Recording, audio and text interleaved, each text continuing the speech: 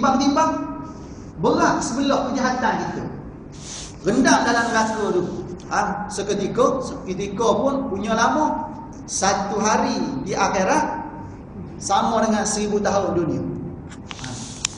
Lepas tu dah selesai, dah hilang semua dosa dah, barulah ambil si fulan yang direndam dalam neraka tadi, direndam pula dalam sungai, dia panggil sungai Al-Hayawan. Lepas tu baru dimasukkan dalam syurga. Pasal apa masuk syurga tu? Dengan sebab sekecil-kecil iman. Walaupun selemah-lemah iman dia ada, syurga tempat dia. Sebab tu paling besar pada kita, jangan terlibat dengan dosa syirik kalau kita nak dapat kesian belah Allah Subhanahu Wa Taala di akhirat. Kalau dah mati dengan sebab syirik, tutup semua. Tak ada bahagian bagi kita. Dulu, kini, selama-lamanya tak ada bahagian bagi kita. Wal-iyazubillah. Kerana dalilnya Allah Taala nyatakan, innallaha la yaghfiru an yushraka bihi wa yaghfiru ma duna zalika liman yasha. Sesungguhnya Allah Subhanahu Wa Taala tidak akan mengampun orang yang melakukan kesyirikan pada Allah. Wa yaghfiru ma duna zalika liman yasha, dan Allah Taala ampunkan dosa selain daripada syirik pada Allah. Sebab tu berhati-hati satu je kita. Antara hak tertinggi ni, jaga diri kita jangan sampai terjerumus kepada lembah kesyirikan pada Allah. Sama ada dengan lidah, sama ada dengan perbuatan, ataupun dengan i'tiqad di dalam hati kita. Zaman kita hari ini dengan tulisan sekali ada. Tulisan. Okey, seterusnya. Alhamdulillahi rabbil alamin. Wa bihi nasta'in ala umurid dunya wad-din. Wassalatu wa sallallahu ala sayyidina Muhammad khatamin nabiyyina wa alihi wa sahbihi ajma'in. Titik situ. Memang dah ada titik. Bermula segala puji. Dalam kitab ni, kalau dia terjemah bermula, ni khusus bagi kitab Jawi. Kitab lama, kitab baru ni, dia tak terjemah bermula. Dia terjemah segala puji bagi Allah. Tu baru. Kalau kita mengaji kitab Jawi lama ni, dia tulis bermula dengan isyarat benda. Pergi sikit bermula balik. Sepatutnya bermula mula-mula sudah. Betul tak? Sekali sudah. Lepas ni tuan-tuan akan jumpa bermula pula. Pasal apa macam tu? Saya pening masa mengaji pondok dulu. Kata, sehingga kita tanya, pasal apa bermula ni? Dah belajar separuh jalan, bermula balik. Dah mula tadi. Tuan guru bagi jawapan, dia kata bermula ni saja ulama dulu terjemah dengan bermula dengan sebab sebagai petanda, menggambarkan permulaan suku kata, permulaan ayat, menggambarkan ianya sebagai mubtada'. Mubtada' tu bahasa Arab, kita mengaji i'rab dalam bahasa Arab dia panggil mubtada'. Lepas mubtada' ni dia panggil khabar. Kalau terjemah dengan bermula tu dia panggil mubtada'. Mubtada'. Kalau kita tak faham tak apa, sebab kita apa ni, bukan pakar, bukan tu Arab pun kita ni, bukan pakar Arab. Macam saya dulu wajib faham, wajib hafal kitab Jurumiyah tu. Masa hafal masa tu kata guna nak buat apa hafal kitab ni kata. Kalau hafal Quran boleh tahan juga, pasal kita hafal tu boleh pahala, kita baca boleh pahala, orang dengar boleh pahala. Ni hafal kitab Jurumiyah, matan Jurumiyah, hafal lalas sekali. Hari ni baru rasa beruntung. Selepas habis belajar tu, selepas kita tinggal institusi pondok, pergi belajar di Mesir, bawa diri kita sendiri ketika kita berdikari sendiri, baru kita rasa, ya Allah, nasib baik hafal. Kalau tak hafal, tak tahulah nak bawa macam mana diri kita di tanah Arab sebenarnya. Sebab kita berdikari sendiri, tak ada siapa boleh tolong kita kecuali kawan-kawan. Sebab tu kena hafal masa tu. Okey, bermula dengan maksud mubtada'. Hak mana mubtada'? Alhamdulillah. Alhamdu tu jadi mubtada'. Bermula segala puji itu bagi Tuhan seru sekalian alam. Okey, tengok. Bermula segala puji. Segala ni terjemahan dengan maksud puji ni bukan satu. Segala ni dengan maksud jamak tu. Segala puji. Nak cerita puji ni bukan satu. Ada berapa jenis puji? Saya rasa dalam kuliah saya berkaitan dengan kitab apa dulu? Mula-mula saya baca sini. Pedoman solat berjemaah. Tu. Karena dah terjemah. Apa ni berkaitan dengan puji ni ada berapa? Ada 4 jenis puji. 4 jenis puji. Ana cerita balik secara sepintas lalu. Puji ni ada 4 jenis. Keempat-empat jenis kembali kepada Allah Subhanahu wa taala. Siapa benar-benar faham kedudukan puji ni? Orang puji melangit macam mana pun dia tidak akan kena penyakit. Penyakit apa ni? Penyakit takabur, penyakit riak, penyakit wujud tak akan kena pada dia. Pasal apa? Pasal dia tahu kedudukan sebenar puji ni. Walaupun orang puji kita seolah-olah singgah kat kita, kembali pada Allah Subhanahu wa taala yang menjadikan kita. Pasal kita ni siapa ni? Kita ni makhluk Allah. Allah Taala yang jadi. Siapa hebat? Allah Taala hebat. Kalau orang puji kita seolah-olah puji Allah Subhanahu wa taala. Okey, tengok. Puji ada apa? Ada 4 jenis. Puji yang pertama, puji qadim bagi hadis. Puji qadim bagi hadis. Lepas ni anak-anak cerita satu-satu. Yang kedua, kita buat timbal balas balik. Puji hadis bagi qadim. Ni tak ada ngaji di sekolah. Kan? Sekolah menengah, sekolah Arab biasa tak mengaji. Anak jumpa kat pondok kan ni. Kan? Yang kedua, puji hadis bagi qadim. Yang ketiga, puji qadim bagi qadim. Yang keempat, puji hadis bagi hadis. Cukup rompak kan? Okey, tengok satu-satu. Puji qadim bagi hadis. Qadim siapa yang qadim? Satu je yang qadim atas dunia ni. Yang mentadbir seluruh alam ni lah, tu yang qadim. Siapa dia? Allah Subhanahu wa taala sahaja yang qadim. Ma siwallah, kalau kita mengaji ilmu tauhid, nanti ustaz mana mengajar tauhid? Ustaz Ikram kan? Ikram. Insya-Allah Ustaz Ikram akan terangkan. Sebelum Ustaz sampai pada giliran Ustaz Ikram ni, nak bagi tahu awal-awal sebagai pendedahan awal. Kita mengaji ilmu tauhid, ma siwallah, perkara selain daripada Allah dipanggil al-alam. Apa benda tu alam? Alam ni benda yang baharu. Alam ni perkara selain daripada Allah. Allah Taala tu qadim. Selain daripada Allah dia panggil alam. Alam tu benda. Alam ni benda baru. Benda baru. Benda yang baru jadi. Siapa yang menjadi? Allah. Semua hak selain daripada Allah, semua dia panggil alam, dan ianya benda baharu. Dan apabila ia benda baharu, ia tu layak dibinasakan oleh Allah Taala bila-bila masa. Bila-bila masa, tak syarat sakit, tak syarat mana-mana jenis sakit pada kita pada hari ini. Cuma Allah Taala jadikan, contohnya mati, ada sebab musabab. Sebab tu bila mana kita dengar berita kematian, kita pun tanya, sakit apa tu? Kita tanya, mesti soalan tu timbul. Pasal apa? Pasal tak nak salahkan tukang cabut nyawa. Siapa tukang cabut nyawa? Malaikat Israel. Malikil maut. Tak nak salahkan dia semata-mata. Maka Allah Taala jadikan kedudukan itu berlaku ada sebab musabab. Ada je kok tak ada sakit. Pasal apa mati tu? Accident. Pasal apa tu? Gimana? Darah tinggi. Macam-macam. Jantung tersumbat. Macam-macam ada kan. Sebab musabab tu sentiasa menjadi perbualan kita sebenarnya. Allah Taala akan jadikan benda macam ni. Okey, puji qadim bagi hadis. Yang qadim tadi siapa? Allah Subhanahu wa taala. Hadis apa? Makhluk. Antara makhluk, kita lah. Kita ni makhluk ni. Maknanya Allah Ta'ala puji makhluk. Patut tak macam tu? Hak tu memang sepatutnya. Allah Ta'ala puji makhluk seolah-olah dia puji kejadian dia sendiri dan menggambarkan keagungan Allah Subhanahu wa taala. Ada siapa dengki dengan Allah Ta'ala? Kalau kita puji diri sendiri, kemungkinan si angkat diri je ni. Orang kata kita kan? Kalau ada orang sama level orang kita, asyik dia je. Kita tak ada.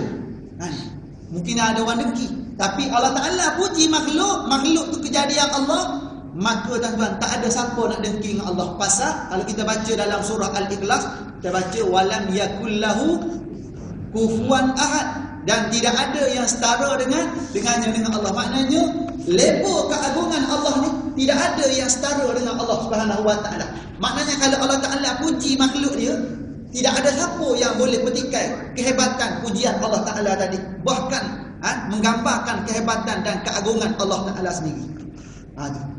Kalau macam itu, kita buat kereta ni, kita buat cantik kereta ni. Macam mana? Kita buat rehan ni, tegak molek.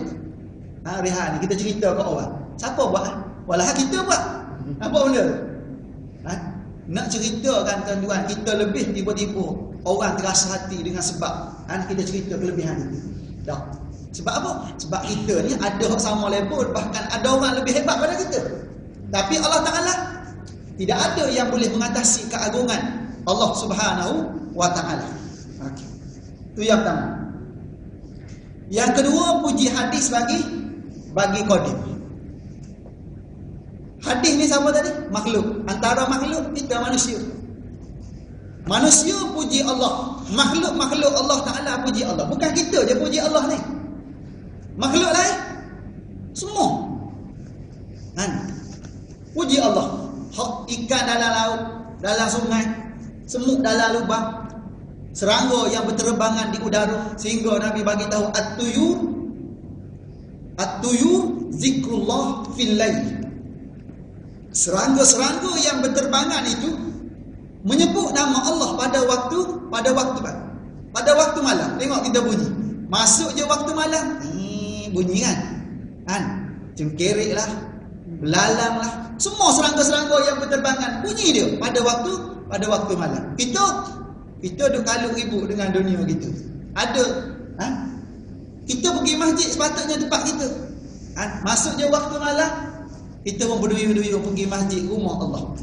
Tapi berapa peratus? 2%. 2% je. Ada lepak di habis corner. Ada lepak di menara. Mana kita tempat kita? Berapa peratus tu? Saya tengok di habis corner tu, lalu sekali pukul 2 pagi penuh. Lalu lepas subuh penuh. Bila masa tutup ni? Rupa-rupanya tak pernah tutup. 24 jam. Bila mana 24 jam tak pernah tutup lah tu. Tengok tuan-tuan. Sebab itulah kita hari ni kena rasa tuan-tuan malu kepada serangga-serangga ni. Yang mana mereka ni pada waktu malam je bunyi menyebut nama Allah, hak bahagian tasbih, hak bahagian membesarkan Allah, hak bahagian bertahmid, macam-macam. Hebat. Semua makhluk Allah, lebih-lebih lagi manusia, puji Allah. Maka itulah yang sepatutnya kita manusia, kita makhluk, puji Allah Subhanahu wa taala. Memang sepatutnya macam tu berlaku. Yang ketiga, puji qadim bagi qadim. Allah Taala puji diri sendiri. Boleh tak? Boleh? Ada siapa marah? Kalau kita puji diri sendiri, hancur. Kemungkinan bergaduh besar. Tapi kalau Allah Taala puji diri sendiri, qadim bagi qadim, tak ada siapa boleh marah.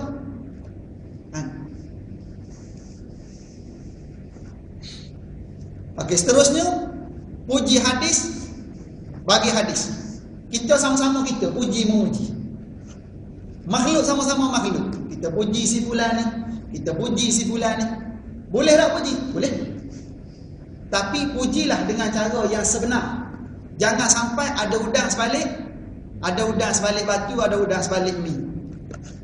Tu bohong dia panggil. Pasal apa puji? Dengan sebab ni, kalau tak puji tak masuk projek.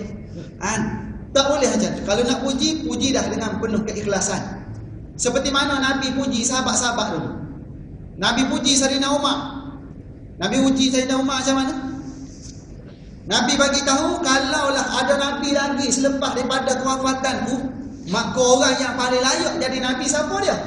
Sayyidina Umar lah orang yang layak jadi Nabi. Dalam satu riwayat lain bagi tahu, kalaulah aku ni tidak diutuskan jadi Nabi, Maka orang yang paling layak jadi Nabi siapa dia? Sayyidina Umar. Hebat. Pasal apa Nabi puji yang jatuh? Pasal Nabi tahu lagi puji, lagi hebat iman para sahabat ketika itu. Dan mereka ni tak rosak dengan pujian tadi. Dan Nabi puji Nabi puji Sayyidina Abu Bakar. Nabi puji Sayyidina Abu Bakar macam mana? 8 pintu syurga tu ada nama Abu Bakar semua sekali. Kalau kita hebat, aku berlaku 88. Macam mana rasa tuan-tuan? Kita rasa hebat itu. Tapi Abu Bakar tidak, tuan-tuan. Dialah orang yang bersama Nabi masa senang dan masa susah. Masa susah inilah orang yang membenarkan kata-kata Nabi dalam keadaan orang lain semua ketika itu yang dah beriman jadi murtad ketika itu. Bila mana peristiwa Isra wal Mi'raj berlaku, turun ke bumi Nabi cerita pada masyarakat ketika itu yang dah beriman murtad. Tiba-tiba berita ni sampai kepada Sayyidina Abu Bakar. Sayyidina Abu Bakar kata, kalau berita ni memang daripada lidah Muhammad, lebih teruk daripada ni, lebih besar daripada ni pun aku akan percaya. Maka sebab tu gelaran yang tak ada pada sahabat-sahabat lain ada pada Sayyidina Abu Bakar As-Siddiq, iaitu gelaran As-Siddiq. Orang yang membenarkan kata-kata Nabi dalam keadaan tak ada orang yang membenar ketika itu. Sayyidina Abu Bakar orang yang membenar. Sayyidina Umar pun dapat gelaran juga. Pasal Umar ni bak dia jenis garang sikit-sikit pedang tu. Dia bercakap tak banyak mana orang Sayyidina Umar ni. Pedang jalan dulu, tergolek kepala orang baru bercakap, ibarat kata macam tu. Sebab tu dia dapat gelaran apa? Dapat gelaran Al-Faruq. Ni. Faruq ni dengan maksud benda, Al-Faruq ni dengan maksud memisahkan antara kebenaran dengan kebatilan. Al-Faruq apa? Ada gelaran masing-masing. Okey, maknanya sesama manusia pun boleh puji. Sekadar mana? Sekadar garam dalam masakan. Pada mana tu? Lebih tak boleh, sikit pun tak boleh. Kalau tak taruh langsung tak boleh. God lebih-lebih lagi anak-anak kita. Anak-anak kita dia berjaya pun kita tak puji, tak berjaya pun tak ada apa-apa. Seronok dah dia. Ayah ni mati ke benda. Tak cakap benda. Hadiah pun tak bagi. Apa benda pun tak bunyi. Kata-kata perasaan pun tak ada. Kita nak paling-paling tak ada. Dengan anak-anak kecil, dengan isteri kita, kena ada puji-pujian. Sekalipun tak kena dengan cita rasa kita. Sedap sangat, tak macam biasa. Rupanya memang lari dengan kedudukan asal sebenarnya. Pasal apa yang sedap sangat hari ni?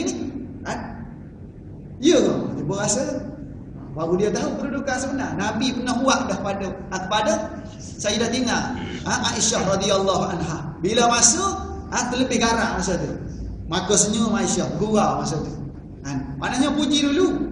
Puji dulu baru orang tak marah kita. Surah. Ni baru nak sikit-sikit nak bom tu. Tu yang marah tu dulu. Bom tu. Macam mana memang kena bom sebelum ni. Tu yang kereta kena simbuh IC dengan orang tu, kemungkinan tak betul cara kot. Wallahu a'lam. Maknanya hadis bagi hadis, manusia sama manusia, makhluk sama-sama makhluk. Puji memuji tadi qadar mana? Qadar garam dalam masakan. Qadar yang perlu jangan sampai berlaku pembohongan. Pujilah dengan penuh keikhlasan selagi mana ianya tidak merosakkan orang yang dipuji. Mana? Tak rosak yang dipuji tadi dengan maksud jangan sampai dengan pujian itu dia jadi rosak. Dia kena penyakit. Penyakit apa tu? Penyakit takabur, penyakit riak. Pasal ada berlaku di zaman para sahabat dulu. Seorang sahabat kena puji sampai satu tahap dia ni rasa lain. Maka Nabi suruh pergi lampang. Pipi orang yang memuji tadi, tuan-tuan. Kenapa? Kerana dengan sebab pujian ini dia rosak, tuan-tuan. Dia jadi rosak. Sebab tu kalau kita nak puji, biarlah berpada-pada. Okey. Dan semua jenis-jenis puji tadi kembali kepada Allah Subhanahu wa taala. Bila mana kita faham kedudukan kembali tadi, orang puji kita ni siapa? Kita ni hamba Allah. Siapa yang menjadi kita? Allah. Siapa yang hebat? Allah, Allah. Orang puji kita seolah-olah orang puji Allah Subhanahu wa taala. Walaupun orang puji kita, kita tak rasa apa. Biasa-biasa. Ni salah satu cara untuk nak buang sifat takabur sebenarnya.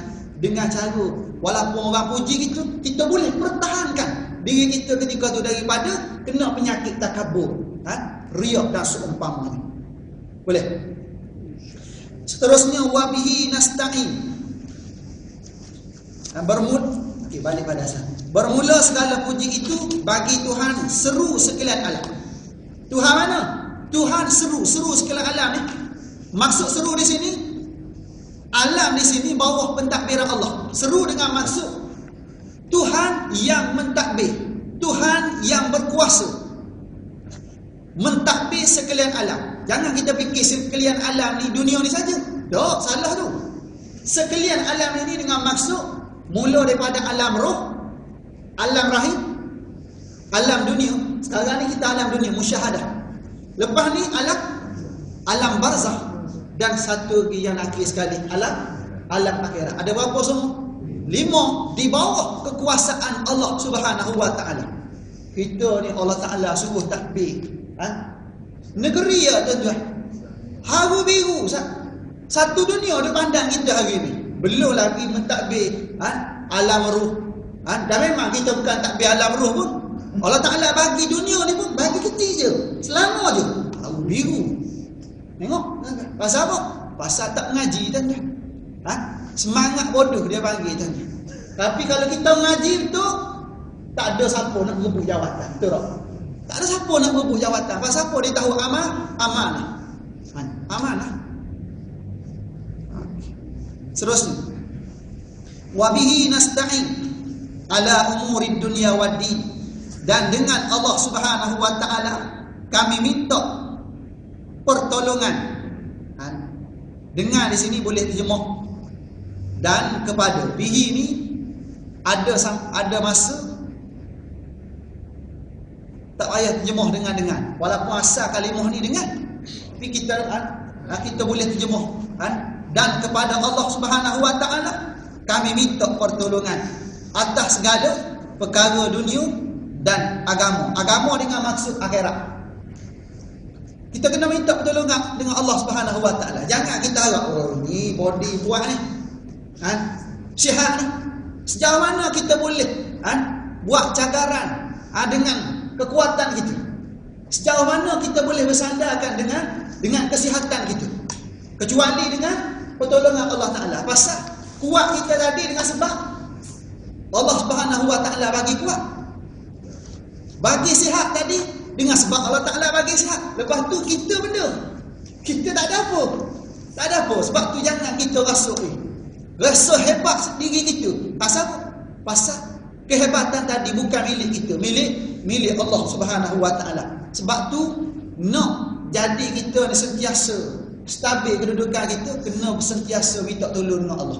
Bila mana kita minta tolong dengan Allah, baru kita perasan semua hak ada pada kita, kejayaan kita, kejayaan anak kita, semuanya dengan izin Allah Subhanahu wa taala. Walaupun kita ni usaha, kalau Allah Taala tak izin, tak dapat ke? Tak dapat. Wassallallahu ala sayyidina Muhammad wassallallahu ala sayyidina Muhammad khatamin nabiyyin. Dan mudah-mudahan memberi rahmat oleh Allah Subhanahu wa taala. Ni selawat kita kepada Nabi, selawat pengarah pada Nabi sebagai adab nak buat benda baik, mula dengan auzubillah, bismillah, puji Allah, lepas tu kena selawat dan salam kepada Nabi, ahli keluarga Nabi dan sahabat Nabi. Tu adab dia, adab macam tu. Adab nak buat benda-benda baik, mukaddimah mana-mana perbuatan baik, buat macam ni tuan-tuan.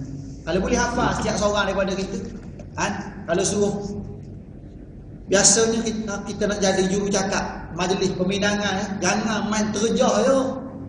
Ni mukaddimah ni, kita mengaji kitab ni, mukaddimah kena ada ni. Mukaddimah simpel-simpel, baca auzubillah sikit, bismillah, alhamdulillah, wassalatu wassalamu ala rasulillah, wa ala alihi wa sahbihi wa man wala. wa ba'd.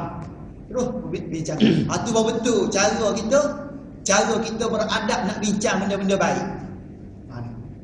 Ni pengarang kitab ni pun sama ni. Dia nak buat benda baik, dia buat dengan adab. Dan mudah-mudahan memberi rahmat oleh Allah Ta'ala atas penghulu kami Nabi Muhammad sallallahu alaihi wasallam. Selawat ni, dalam bab selawat ni banyak sebenarnya. Dalam masyarakat kita ni banyak orang duk selawat dalam program-program tertentu je. Program cinta Rasul. Ana satu sudut tak apa setuju. Pada sudut lain setuju. Satu sudut tak apa setuju, tuan-tuan. Kita mengkhususkan semangat cinta Nabi, cinta Rasul ni pada hari-hari tertentu seolah-olah. Tapi satu sudut lain setuju, daripada tak buat langsung, daripada anak-anak muda duk lepak atas bukit tu, pergi situ, pergi sini, berpeleseran, balik-balik tak ada, dia pergi majlis ni, tak apa lah. Satu sudut lah, tapi satu sudut lain anak kurang setuju. Pasal apa? Pasal tak cukup sebenarnya program-program macam tu, kecuali dengan pendedahan terperinci. Kalau sekadar nak berselawat semata-mata, tak faham hukum akal, jadilah kehidupan kita tak boleh urus kehidupan sebenarnya. Kita kena lebih pada tu lagi sebenarnya, sepatutnya lah. Dan kita ni nak selawat pada Nabi ni jangan musim. Jangan kira musim. Musim Maulidur Rasul, bulan Rabiul Awal, baru nak selawat. Dapat orang sponsor, samping dapat baju Melayu, baru bawa spanduk pergi Putrajaya. Tak betul macam tu. Jangan tunggu. Selawatlah setiap masa, setiap ketika. Lebih-lebih lagi di penghulu segala hari-hari Jumaat. Selawat banyak, istighfar banyak. Pasal apa? Pasal Nabi bagi tahu dalam satu hadis, orang yang paling banyak selawat ialah orang yang paling dekat denganku di akhirat nanti. Di padang mahsyar nanti, orang yang paling dekat dengan Nabi, orang yang paling banyak selawat. Maksud paling dekat ni, orang yang paling hampir dengan syafaat Nabi. Maka kita nak, kita mengharapkan pertolongan Nabi, syafaat daripada Nabi sebenarnya. Sebagai umat, kita nak benda daripada kita sebenarnya. Banyakkan selawat. Carilah hak senang-senang, kita selawat lah. Lepas tu, dalam hadis lain Nabi bagi tahu, man salla alayya marrah sallallahu alaihi biha asyra. Nabi bagi tahu barang siapa yang selawat ke atasku dengan satu selawat. Kalau kita selawat takkan selawat satu, paling-paling kurang satu round tasbih tu. 33 kali, ataupun 100 kali. Tapi Nabi bagi tahu, siapa-siapa selawat sekali je selawat. Sallallahu alaihi biha asyra, nascaya Allah Ta'ala akan selawat balik padanya dengan maksud Allah Subhanahu wa Ta'ala akan balas selawat tadi dengan rahmat Allah Ta'ala kepada orang yang selawat tadi dengan 10 kali rahmat. Allahu Akbar. 10 rahmat Allah Ta'ala kita dapat. Selawat pada Nabi sekali, Allah Ta'ala rahmati kita dengan 10 kali rahmat. Tengok, hebat. Bab tu kena bersungguh dalam bab selawat. Lebih lagi nak menenangkan jiwa kita. Jiwa kita kacau. Serabut kepala nak buat masalah. Rumah tangga kita ada masalah. Banyakkan selawat, tuan-tuan. Lebih lagi selawat tu, selawat sifat. Bila mana kita ada masalah, serabut dalam dada kita, tuan-tuan. Pening kepala, serabut kepala, masalah keluarga. Selawat, letak kat dada tangan ni. Dan tangan letak kat dada. Anak belajar dengan Datuk Ismail Kamu dalam kuliah perubatan. Dia bagi tahu, letak kat dada, tuan-tuan. Masa kita selawat tu, pusing lah. Pusing lawan je, tuan-tuan. Lawan je. Pusing. Dengan niat Allah Subhanahu wa Ta'ala keluarkan segala bentuk serabut kita, segala bentuk masalah kita, tuan-tuan. Biar kita macam ni. Berapa kali? Baca 7 kali. Selawat, tuan-tuan. Selawat 7 kali. Kalau rajin lah 7 kali, tapi kalau malah turun sikit. 5. Kalau malah lagi 3. Kalau malah lagi sekali. Kalau malah lagi tak lewat. Pasal malah. Paling-paling tak ada, ambil 7, tuan-tuan lah. Kita ni angka 7 tu angka yang paling sesuai sebenarnya. Nak kata banyak tak banyak, nak kata sikit sangat tak sikit, tuan-tuan. 7. 7. Pasal apa? Pasal witir. Witir tadi, tuan-tuan. Witir. Innallaha yuhibbul witra. Allah Ta'ala ni suka yang witir. Allah Ta'ala tu witir satu. Dan Allah Ta'ala suka yang witir. Ya witir. Mana witir? 1, 3, 5, 7 dan seterusnya lah. Angka-angka witir, angka-angka ganjil. Kena buat macam tu kita. Kan? Perintah Allah Ta'ala pula banyak dalam bab selawat ni sebenarnya. Kan? Banyak antara hak kita duk baca hari Jumaat. Kita baca innallaha wa malaikatahu yusalluna 'alan nabi ya ayyuhallazina amanu sallu 'alaihi wasallimu taslima. Ayat ni sepatutnya kalau siapa-siapa faham betul-betul ayat ni, bila akak tongkat tu hari Jumaat, dia tak duduk biasa gitu, dia ada tindakan sebenarnya. Sepatutnya lah bila mana bunyi ayat tu, bunyi innallaha wa malaikatahu yusalluna 'alan nabi ya ayyuhallazina amanu sallu 'alaihi wasallimu taslima. Kita kena jawablah. Jawab Allahumma salli wa sallim wa barik 'alaihi. Sepatutnya macam itulah kita sebenarnya. Kena macam tu ataupun mana-mana jenis selawat pada Nabi. Paling-paling pun dalam hati kita ataupun dengan lidah kita, dengar telinga kita sendiri. Nak macam tu, insya-Allah kita buat. Nabi kata, Allah Ta'ala kita macam mana? Sesungguhnya Allah Subhanahu Wa Ta'ala dan para malaikatnya. Allah Ta'ala sendiri dalam bab selawat ni. Allah Ta'ala dan para malaikat senantiasa dengan maksud sentiasa berterusan. Bukan pada masa-masa tertentu, tidak. Yusallu dengan maksud senantiasa. Penggunaan kalimah, kalau kita mengaji bahasa Arab, ni fi'il apa ni? Ngaji bagus ya. Fi'il mudhari. Ngaji Arab ni. Boleh sikit-sikit fi'il mudhari. Maknanya dengan maksud senantiasa berlaku dan akan datang pun berterusan. Senantiasa berselawat ke atas Nabi. Maka sebab tu Allah Ta'ala pun bagi tahu, wahai orang-orang yang beriman, selepas Allah Ta'ala ada buat satu kedudukan, Allah Ta'ala dan para malaikat senantiasa selawat pada Nabi. Lalu Allah Ta'ala bagi tahu, wahai orang-orang beriman, selawatlah kamu ke atas Nabi dan mengucaplah salam kamu ke atas Nabi sebagai selawat dan salam yang sempurna. Kena buat banyak-banyak kita. Okey, itu dalam bab selawat.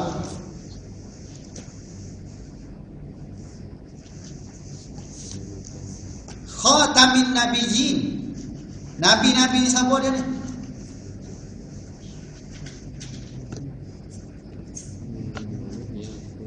Yang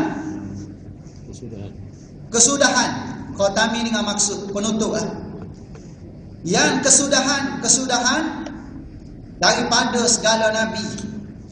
Nabi kita ni penutup segala nabi dah. Tak ada nabi dah lepas ni. Tidak ada nabi selepas dia wafat, daripada kewafatan nabi. Tak ada nabi dah. Maknanya timbuh Rasul Melayu, Tuhan Harun, itulah inilah, semua tu karut semua sekali. Pasal apa?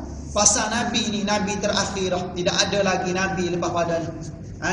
Hak mengaku jadi nabi, hak jadi rasul tu karut semua tu. Batil semua tu. Wa alihi wa sahbihi ajma'in. Dan mudah-mudahan memberi rahmat oleh Allah Ta'ala atas segala keluarganya, keluarga Nabi, dan sekalian sahabatnya, sahabat Nabi sekalian. Wala haula wala quwwata illa billahil aliyyil azim. Dan tiada daya meninggalkan maksiat. Ni kita kena ingat, ni penggunaan la haula wala quwwata. Haula untuk maksiat, quwwata untuk taat. Okey.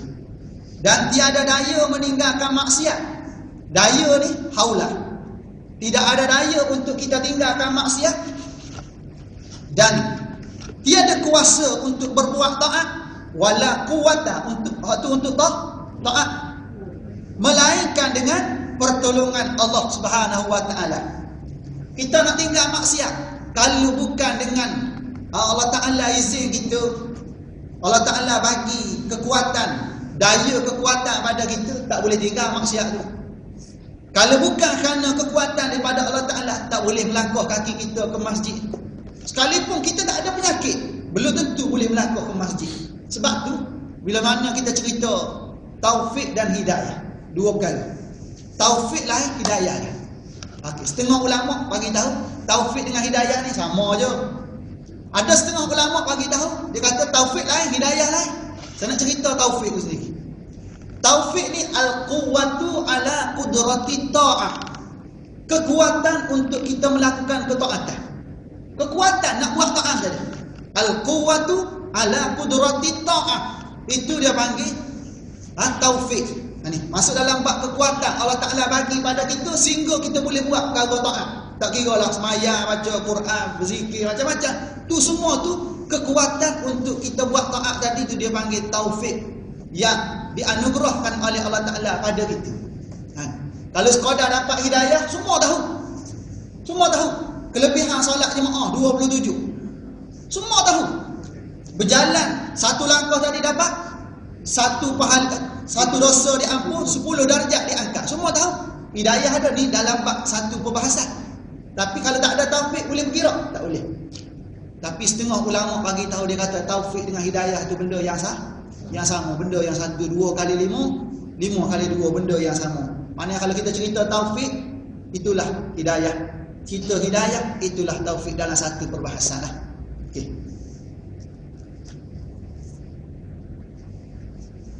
Kecuali melainkan dengan pertolongan Allah Ta'ala yang maha tinggi lagi maha besar. Yang maha tinggi lagi maha besar. Seterusnya, arkanul Islam khamsatun. Bermula segala rukun Islam. Tengok, jumpa semua bermula balik. Gambaran benda tu. Bermula tu dia panggil, dia nak cerita benda lain pula. Habislah mukadimah. Ni nak cerita tajuk dah. Dalam sebab tu dalam kitab Rumi tu, dia sebut fasal kan. Fasal arkanul Islam khamsatun. Tapi dalam kitab Jawi lama ni dia tak main fasal-fasal dah, dia main straight dah. Ni nasib baik ada titik setengah-setengah ni. Ada setengah kitab titik pun tak ada. Titik pun tak ada. Kalau kita tak mengaji, confirm sesat. Sebab tu masa anak mengaji, belajar di pondok dulu, Tok Guru marah, kita tidur dalam kelas. Dia takut silap kita titik. Takut silap titik, kita bawa kitab tu dalam masyarakat, silap berhenti, sesat masyarakat, dia kata. Silap berhenti pun boleh sesat. Yalah, pasal kitab ni tak ada titik, kita taruh titik sendiri. Silap letak titik tu yang silap huraian tu. Macam mana agak-agak? InsyaAllah kita jangan tidur. Okey, boleh berhenti? Kau nak lagi? Boleh berhenti? Nak lagi? La ilaha illallah. Okey, nak ambil sikit lagi. La ilaha illallah. Mana la ilaha illallah? Syahadat la ilaha illallah wa syahadat Muhammadar Rasulullah. Nak ambil satu. Bagi pengesahan. Okey, tengok. Arkanul Islami khamsatun. Syahadatu an la ilaha illallah wa anna Muhammadar Rasulullah. Ana baca semua. Kelima-lima. Wa iqamus salat wa ita'uz zakah wa saumu ramadana wa hajjul baiti man istata'a ilaihi sabila. Okey, titik sini. Seterusnya tu arkanul iman sittatun, berkaitan dengan rukun iman tu. Okey, bermula segala rukun Islam itu 5 perkara. Bermula segala rukun Islam itu 5 perkara. Yang pertama, menyaksikan bahawa tiada Tuhan yang disembah dengan sebenar-benarnya melainkan Allah. Syahadatu an la ilaha illallah, ataupun kita mengucap asyhadu an la ilaha illallah wa asyhadu anna Muhammadar Rasulullah. Masa nak mengaji di pondok dulu, sampai tempat ni suruh baca seorang-seorang. Suruh baca seorang-seorang. Mengucap balik kan. Nak tahu betul dah. Mengucap. Mengucap seorang. Suruh mengucap. Tapi ini nak mengucap balik. Lain kali. InsyaAllah. Lain kali. Okey. Tu terjemah uraian lain kali Kalau urai panjang lebar ni. Separuh nyawa pula. Kalau urai syahadatu alla ilaha illallah ni. Takut-takut tuan-tuan mengantuk. Tak ada masalah. Okey. Yang pertama sekali menyaksikan bahawa tiada Tuhan yang disembah dengan sebenar-benarnya melainkan Allah Subhanahu wa taala. Ni hak sebenar-benar. Dari segi sudut ubudiyah. Dari segi sudut memperhambakan diri. Dari segi sudut ubudiyah, sudut memperhambakan diri semata-mata kita kepada Allah Subhanahu wa taala. Tidak ada selain daripada itu sebenarnya. Jangan dengan sebab kerjaya itu kita tak solat. Jangan dengan sebab kerjaya kita, pangkat darjat kita, wang ringgit kita, lupa hubungan dengan Allah. Tu dah jadilah itu. Tu kita dah jadi ubudiyah kita bukan kerana Allah, bukan pada Allah. Dah pada apa benda tu? Pada makhluk. Tu banyak berlaku hari ni. Banyak hari ni. Sebab tu zaman sahabat dulu bila mana perkara ni masuk dalam jiwa para sahabat, hak tengah susul bata berhenti. Satu lagi, hak tengah hulu ni kata satu hari kita sudah selesai bilik mandi lepas ni sambil-sambil solat. Yang sahabat ni dengar daripada atas tu azan dekat masjid. Yang tukang hulu ni nak hulu je. Yang sahabat atas dia kata dah cukup, dia kata. Pasal apa cukup? Pasal aku dengar azan kat masjid. Dia dengar azan kat masjid, dia dengar kalimah-kalimah daripada awal sampai akhir azan ketika tu. Lalu dia nampak nilai ubudiyah ketika itu. Kalau dia terus, maka dia ketika itu dari sudut ubudiyah sudah membesarkan makhluk lebih daripada Allah Subhanahu wa taala. Maka dia pun turun. Walaupun satu bata lagi nak siap susunannya, maka dia terus pergi ke masjid, bersihkan diri, terus solat. Tu orang dulu, orang kita hari ni baru masuk waktu, lambat lagi nak habis waktu. Duk tangguh lalas sekali, jamuk jadi. Jadi macam solat jamuk. Walaupun tamat, tapi macam jamuk. Habis solat waktu pertama, dah azan kedua, terus. Macam dekat-dekat nak sama dengan jamuk tu dia panggil. Tu jadi pengamalan masyarakat kita orang. Tapi bukan sini, tempat lain lah. Sini bagus. Seterusnya, dalam bab syahadah ni, dia ada tuntutan sebenarnya. Bukan kosong gitu je. Orang kita mengucap asyhadu an la ilaha illallah wa asyhadu anna muhammadar rasulullah. Tuntutan kalimah yang pertama ni nak bagi tahu. Dia ada tuntutan di sebalik dua kalimah syahadah. Kalau kita sekadar ucapan semata-mata, ramai orang boleh ucap. Betul tak? Ramai orang boleh ucap. Orang bukan Islam boleh mengucap. Boleh baca Quran kadang-kadang lebih pada kita.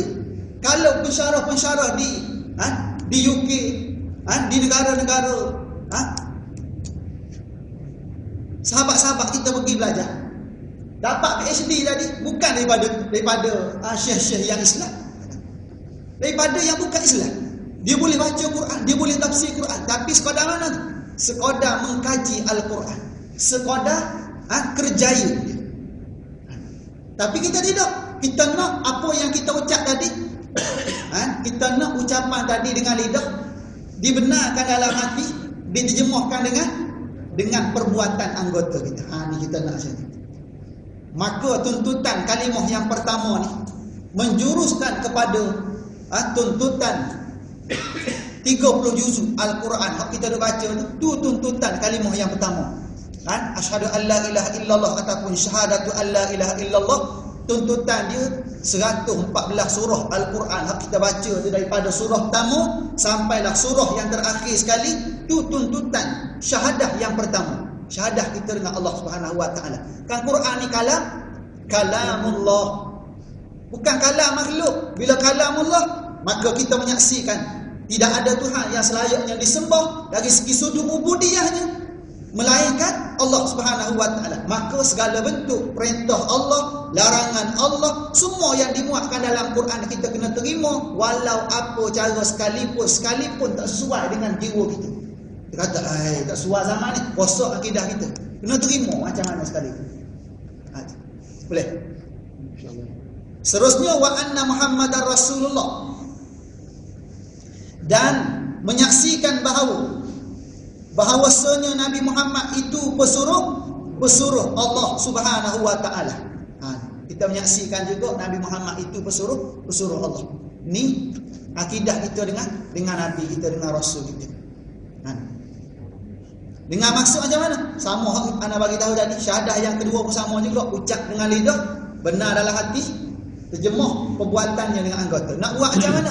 Tindakan dia macam mana ni?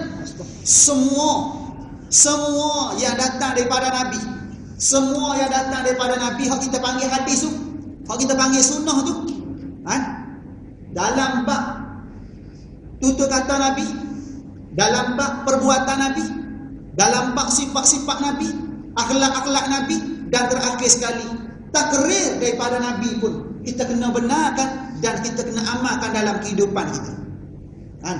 Kalau wajib, maka kita buatlah dengan sebab kewajipan tadi datang daripada Allah. Kalau ianya perkara sunat, berazamlah untuk nak buat apa yang seperti mana Nabi buat. Kaedahnya, apa yang kamu tak mampu buat semua, jangan tinggal semua, dengan maksud azamlah nak buat semua. Tak boleh buat hari ni, tak apa, esok aku nak buat. Tak boleh buat lagi esok, azam nak buat sampai kita boleh buat. Pasal apa? Pasal kita ni dah mengucap wa anna Muhammadan Rasulullah. Boleh faham tak? Itu kedudukan dia kena macam tu, kefahaman kita. Wa anna Muhammadan Rasulullah, kena kedudukan, tuntutan dia semua yang datang daripada Nabi, sama ada melibatkan perkataan, perbuatan, sifat Nabi, akhlak Nabi, dan takrir daripada Nabi. Perkataan semua boleh faham kan? Perbuatan boleh faham kan? Sifat Nabi ni dalam kitab Syama'il Muhammadiyah tu ada cerita panjang lebar situ. Nabi suka makan apa? Nabi pakai macam mana? Semua tu kaitan dengan penampilan, gaya kehidupan Nabi, dia panggil kesempurnaan Nabi tu. Kita kena terima. Dan akhir sekali berkaitan dengan dia panggil apa tadi? Takrir. Takrir ni yang sahabat buat masa tu, Nabi tengok, Nabi diam. Tu dia panggil takrir. Takrir. Boleh buat tak? Boleh buat ketika itu. Dalam keadaan tengok keadaan ketika itu, kalau ianya tak menimbulkan fitnah pada masyarakat. Itu dia panggil takrir daripada Nabi. Contoh, dalam bab makan bab. Nabi diam Nabi diam. Kalau nak makan, tak nak makan sudah, jangan cerca. Pasal Nabi tak cerca, ada sahabat makan, kita boleh makan tak? Boleh. Cuma mahal lah, seko tu main ratus-ratus. Contohnya dalam satu bab lain berkaitan dengan solat sunat selepas subuh. Tu waktu tahrim Ustaz? Yalah tahu dah. Waktu tahrim. Ada satu masa sahabat, dia ni tak pernah tinggal solat sunat 2 rakaat sebelum subuh. Dia pergi sekali nak sembahyang, Nabi mula solat ketika tu, lalas sekali dia tak sempat solat 2 rakaat sebelum subuh. Selepas solat subuh, lalas sekali sahabat ni tunggu bangun 2 rakaat. Buat 2 rakaat, Nabi tunggu tengok. Dah selesai solat, Nabi pergi jumpa sahabat ni. Pergi jumpa sahabat. Subuh ni dah tambah 2 rakaat lagi. Dah jadi 4 rakaat. Lalu sahabat tu bagi tahu, tidak ya Rasulullah, sesungguhnya subuh ni masih lagi 2 rakaat. Yang aku solat ni, aku qada balik, aku buat 2 rakaat sebelum subuh yang aku tak sempat nak buat tadi. Lalu Nabi senyap, tak kata apa ketika tu. Ni dia panggil apa ni? Takrir daripada Nabi. Boleh buat tak kita? Boleh buat selagi mana tak menimbulkan fitnah dalam masyarakat. Syarat nak buat amalan tadi dah istiqamah berapa lama kita. Tapi kalau baru nak mula hari tu buat lepas subuh tak boleh. Dah terus, dah berapa lama, tiba-tiba luput hari tu, maka boleh buat. Tapi jangan buat belakang orang ni, timbul fitnah dalam masyarakat. Belajar dengan siapa? Ustaz Nazri bagi tahu. Pening saya nak jawab balik. Buat kat mana? Buat dalam bilik, buat kat rumah kita. Sekadar mana? Sekadar nak ambil takrir daripada Nabi tadi, Yang Nabi diam ketika itu menggambarkan satu kelulusan daripada Nabi boleh buat ketika itu selagi mana tak menimbulkan fitnah dalam masyarakat ketika itu. Kenapa? Kerana hukum asalnya ialah masuk dalam bab waktu tahrim ataupun waktu makruh tahrim. Selepas subuh sehingga naik matahari. Okey, nak rasa cukup sekadar tu untuk wa iqamus solat wa itauz zakah dan seterusnya kita sambung pada pertemuan akan datang. Sikit ni belajarnya macam mana? Banyak. Sikit ni. Banyak tak? Kitab ni sikit ni. Kitab sikit. Kitab sikit. Cuma nak minta sabar. Minta kena sabar benda ni. Nak belajar ni kena sabar. Anak bagi tahu ni seperti mana hak anak terima dengan guru anak. Anak terima aja tu gitulah anak cerita balik pada masyarakat kita hari ni. Jadi pendek kita baca, dalam sekali kita cerita panjang lebar, supaya sebenarnya kita boleh amal sebenarnya. Kalau kita baca macam ni kita tahu nak beramal bila selawat ni ustaz. Nak beramal bila? Tak tahu nak beramal bila. Tahu dah selawat dah ni. Tak tahu bila. Tu yang nak sentuh tu jiwa bila. Sentuh tempat-tempat tertentu tadi supaya kita belajar dan terus boleh beramal. Tujuan macam ni. Jadi anak rasa cukuplah sepada tu untuk malam ini. Moga-moga apa yang kita bincang pada malam ini dapat mendatangkan manfaat pada kita semua. Dan moga-moga kita dapat istiqamah dan bersabar dengan apa yang kita sedang laksanakan ini. Dan moga-moga kita semua mendapat keberkatan daripada program dan majlis kita pada malam ini, insya-Allah. Jadi sekadar itulah apa yang baik datang daripada Allah, yang kurang kelemahan dan kejahilan saya sendiri. Siru ala barakatillah. Assalamualaikum warahmatullahi wabarakatuh. Ada soalan? Banyak-banyak kawan, banyak mana yang paling bagus kan? Yang selawat kita mana-mana yang terbaik.